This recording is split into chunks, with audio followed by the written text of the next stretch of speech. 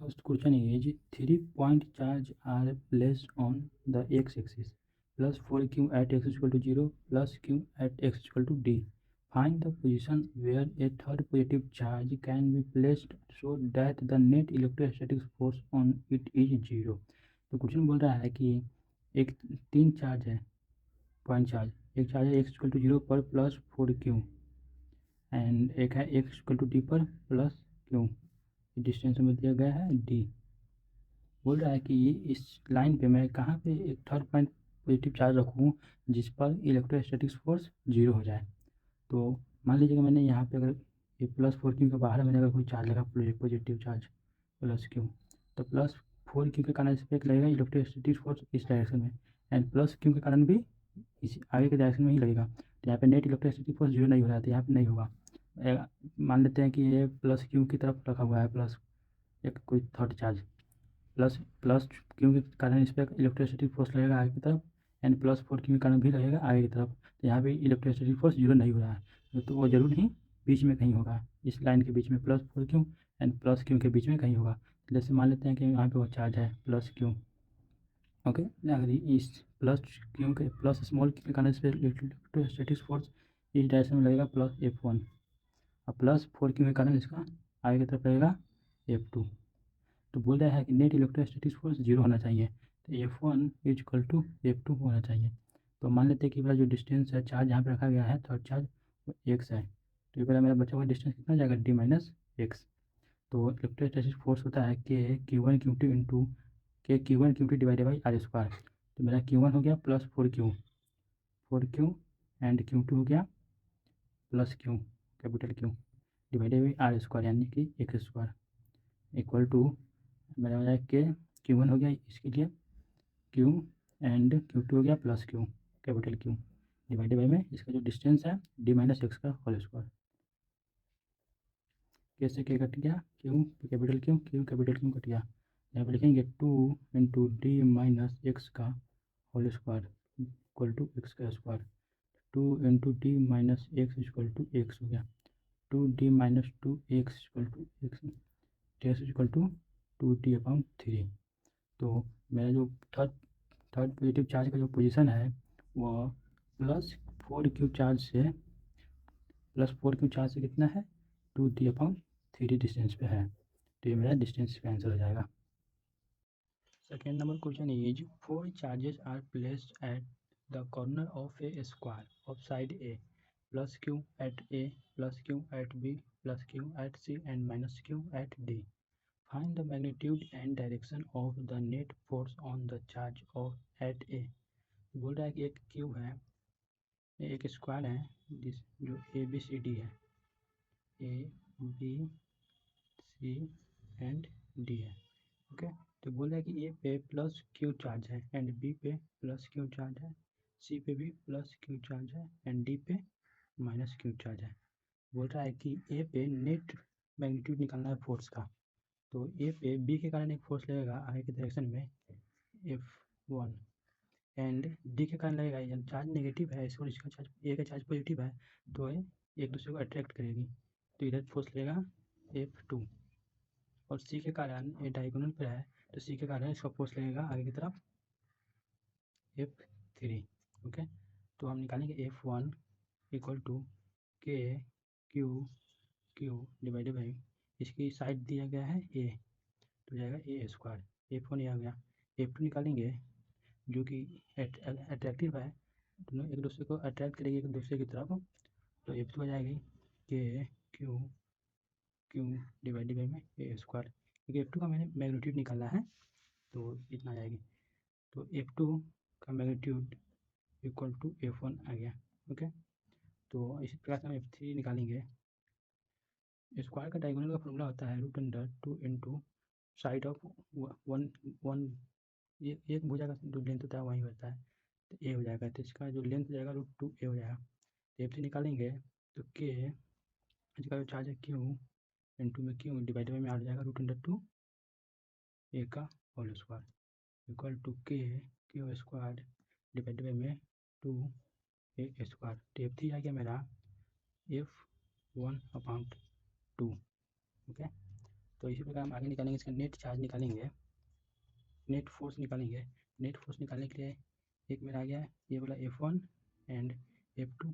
F3 जो है angle theta, जो थीटा 45 डिग्री है, तो F2 का दो कंपोनेंट निकलेगा F3 का, एक निकलेगा परपेंडिकुलर एंड एक निकलेगा पैरेलल। ओके, तो F1 की तरफ इसका एक कंपोनेंट आएगा F3 का equal to F3 cos theta and इसके परपेंडिकुलर आएगा F3 sin थीटा। ओके, तो F3 cos थीटा निकालेंगे हम, तो F3 में कितना आ गया F1/2 एंड cos 45 डिग्री का मान 1/√2। तो F3 में आ गया इतना एंड F3 sin थीटा निकालेंगे, हो जाएगा F1/2 into sine 45 degree equal to 1/√2, that will equal to F1/2√2। इधर की तरफ मेरा F1/2 लग रहा है और अंदर की तरफ F2 यानी कि F2 इक्वल टू मैग्नीट्यूड है F1 का। इधर मेरा F1 लग रहा है एंड इधर लग रहा है F1/2√2। ओके, तो मेरा नेट जो फोर्स लगेगा वो अंदर की तरफ लगेगा क्योंकि ये वाला ज़्यादा है, मैग्नीट्यूड इसका कम है। ठीक है, √2 हो गया, तो इसका वैल्यू ओवरऑल कम हो जाएगा। तो इसका मेरा नेट फोर्स लगेगा केवल पैरेलल वाला, तो मैं लगेगा यहाँ पे F1 माइनस F1/2√2, जो कि लगेगा अंदर की तरफ ए से डी की तरफ लगेगा। ओके, एंड F1 की तरफ F3 cos थीटा लगेगा, तो इधर का जो नेट फोर्स आ जाएगा F1 प्लस में F3 cos थीटा। तो F1 प्लस में F3 cos थीटा का मान कितना आ गया मेरा F1/2√2 आ गया। ओके, तो ये मेरा आ गया एक तरह से।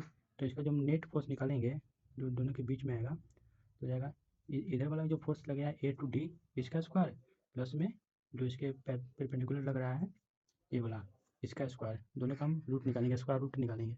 ओके, तो नेट मेरा फोर्स आ जाएगा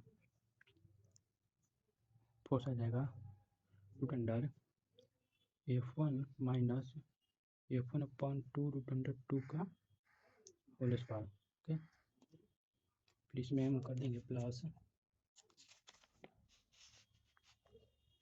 यहाँ पे जाएगा मेरा प्लस F1 प्लस में F1/2√2 का whole square root under equal to √अंडर F1 स्क्वायर प्लस में F1 स्क्वायर अपाउंट में 4/2 और जो प्लस में 2 into F1 square divide by 2√2 plus में उसी प्रकार से हम करेंगे, माइनस आएगा यहाँ, इसका करेंगे तो F1 स्क्वायर प्लस में F1 square upon 2√2 and plus में 2 F1 स्क्वायर अपॉन 2√2, ये दोनों कट गया, तो ये और ये दोनों को हम ऐड कर देंगे, आ जाएगा √2 twice of F1 square plus में twice of F1 square upon 4/2, 2 से 2 कट गया, तो दोनों का हम सम करेंगे तो F1 स्क्वायर तो हम इसको बाहर निकाल लेंगे, F1 बच गया 2 प्लस में 1/4। ओके, तो F1 प्लस इंटू √2 तो जाएगा 9/4 equal to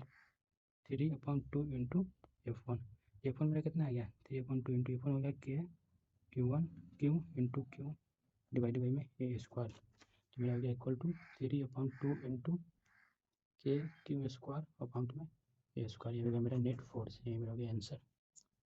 Third question is two identical small sphere of mass m are suspended from the same point by threads of length L. Each sphere carries charge Q. At equilibrium, the threads make an angle theta with the vertical. Assuming theta is small, so that theta की power Q is equal to K Q square divided by 4 mg L square, where K is equal to 1/4 pi epsilon naught. तो इसे question को solve करने के लिए देखेंगे, बोल रहा है टू आइडेंटिकल स्मॉल स्फीयर तो सेपरेट है एक पॉइंट से स्मॉल स्फीयर, ओके, इसके पास चार्ज है प्लस क्यू। ओके, बोल रहा है make angle theta with the vertical के साथ थीटा एंगल बना रहा है। ओके, वर्टिकल के साथ ये बनाएगा थीटा एंगल। ठीक है, इस पॉइंट इस चार्ज मतलब इस मास पे देखेंगे इसका mg लगेगा नीचे की तरफ वर्टिकल पर और इसका टेंशन लग रहा है इधर। ठीक है, तो इन दोनों चार्ज के बीच में एक फोर्स लगेगा F।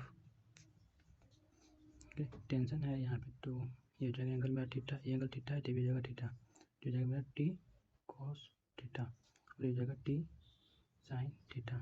दोनों चार्ज पॉजिटिव है तो फोर्स इधर इधर लगेगा क्योंकि एक दूसरे को रिपेल करेगा। ओके, तो मेरा एफ जो हो जाएगा वो इक्वल टू हो जाएगा टी साइन थीटा के बराबर एंड टी कॉस थीटा हो जाएगा एम जी के बराबर।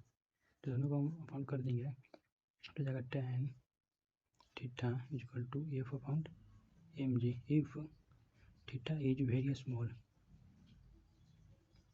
तो टेन थीटा का प्लस हम थीटा लिख देंगे equal to f upon m g के बराबर हो गया। ओके, हो गया मेरा थीटा का मान।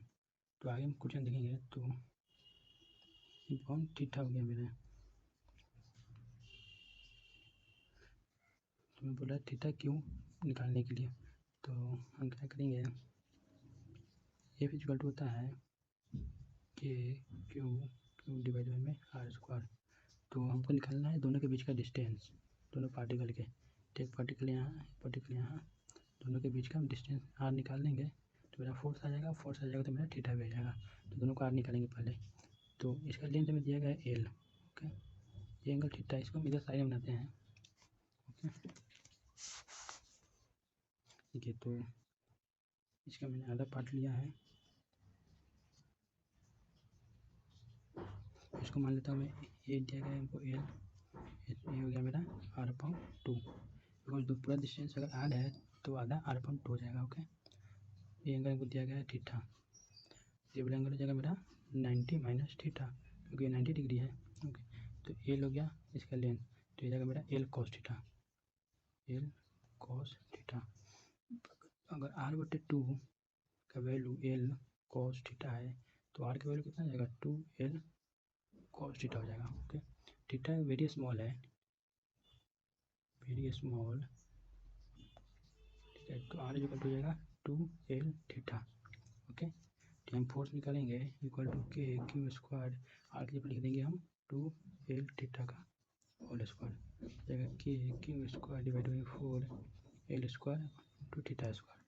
ओके, तो यहाँ से हम लिखेंगे तो एफ, ये मेरा एफ, यहाँ से निकालेंगे एफ इक्वल टू हो जाएगा एम जी इंटू थीटा, जो कि मेरा एफ का वैल्यू, यहाँ पे एफ का वैल्यू रख देंगे m g into theta that will be equal to k q square divided by में 4 l square into theta square. Theta को मतलब भेज देंगे तो जाएगा हमारा theta q equal to k q square divided by में 4 एम जी आएगा नीचा हो गया एल स्क्वायर। तो ये मुझे प्रूव करना था, ये प्रूव हो गया, ये मेरा answer. Fourth number question is three charges are fixed at the vertex of a equilateral triangle of side A, plus Q and minus Q. Find the electric force on a charge plus Q placed at the centroid of the triangle. बोल रहा है question एक equilateral triangle है A B C D and C. Okay, और इसका charge रखा गया है plus q and minus q. तो इसके सेंट्रॉइड पर एक प्लस कैपिटल क्यू का एक चार्ज रखा जा रहा है। ओके, तो बोला इस पर इलेक्ट्रिक फोर्स कितना लगेगा, तो इस पर एक बी के कारण फोर्स लगेगा, एक सी के कारण लगेगा और एक ए के कारण लगेगा। ये दोनों का साइन अपोजिट है तो इसका फोर्स अट्रैक्टिव हुआ, ऊपर एक एफ लगेगा। ओके, और सी के कारण इसका फोर्स लगेगा इस डायरेक्शन में एफ एंड बी के कारण लगेगा ऊपर की डायरेक्शन में एफ। ये एंगल को 60 डिग्री है तो ये मेरा आधा जगह 30 डिग्री। ओके, 30 डिग्री में तो हम जानते हैं कि मेरा एंगल मेरा 120 डिग्री होता है और एक स्ट्रेट लाइन का एंगल 180 डिग्री होता है, तो वो 120 होगा तो ये होगा मेरा 60 डिग्री। ये मेरा 60 डिग्री हो गया, तो ये मेरा पूरा एंगल जानते हैं 120 डिग्री होता है, तो ये 60 डिग्री होगा तो ये बचा हुआ ये भी मेरा 60 डिग्री ही होगा। इधर एफ लगा हुआ है तो ऊपर जाएगा, उसका एक ऊपर मैग्नीट्यूड निकालेंगे, इसका जाएगा ऊपर डायरेक्शन में मैग्नीट्यूड हो जाएगा एफ कॉस 60 डिग्री। उसी प्रकार इसका भी ऊपर डायरेक्शन हो जाएगा एफ कॉस 60 डिग्री। तो मेरा ऊपर नेट फोर्स आ गया कितना, एफ कॉस 60 डिग्री जो क्या है सी के कारण, प्लस में एफ कॉस 60 डिग्री जो क्या है मेरा बी के कारण, प्लस में एफ जो क्या है मेरा ए के कारण। ओके, तो निकालेंगे तो एफ कॉस 60 डिग्री मान होता है 1/2 प्लस में एफ इंटू 1/2 प्लस में एफ, तो मेरा टोटल आ गया 2F। मैं नेट फोर्स लग रहा है ऊपर की तरफ डायरेक्शन में 2F। ओके, तो 2F मानूंगा के capital Q into small q divide by में आर स्क्वायर। जो मेरा आर है तो ये मेरा ए वाला लेंथ है। ओके, ये जो लेंथ है ना बी से लेकर जो प्लस क्यू तक का जो लेंथ है ये मेरा आर है। तो निकालेंगे, ये मेरा एंगल 30 डिग्री है। इसका मैंने एक बीच परपेंडिकुलर इस पर डाला, तो इसका डिस्टेंस मैंने मान लिया। ये पूरा डिस्टेंस हमको दिया गया साइड ए, तो हो जाएगा मेरा A/2। ये भी हो जाएगा A/2। ये 30 डिग्री है तो हमको ये वाला आर निकालना है। यहाँ पे मैं साइन 30 डिग्री का फॉर्मूला लगाऊंगा, नहीं cos 30 डिग्री का, जो होता है बेस अपॉन हाइपोटेनियस। बेस हो गया मेरा A/2 और हाइपोटेनियस हो गया मेरा आर। cos 30 मान होता है √3/2 इक्वल टू A/2R। 2 से 2 कट गया तो R इक्वल टू होगा A/√3। तो आर का मान मैं यहाँ पे रख दूँगा। ओके, तो हो जाएगा मेरा 2 के capital Q small q divide by में आर हो गया A/√3 का होल स्क्वायर। तो हो गया मेरा 2 के capital Q small q divide by में A स्क्वायर इंटू √3 का स्क्वायर हो जाएगा, 3 जो ऊपर चला जाएगा। तो फाइनल आंसर आ गया 6 के capital Q small q divide by में A स्क्वायर। तो मेरा नेट फोर्स आ गया ना, यही मेरा हो गया आंसर।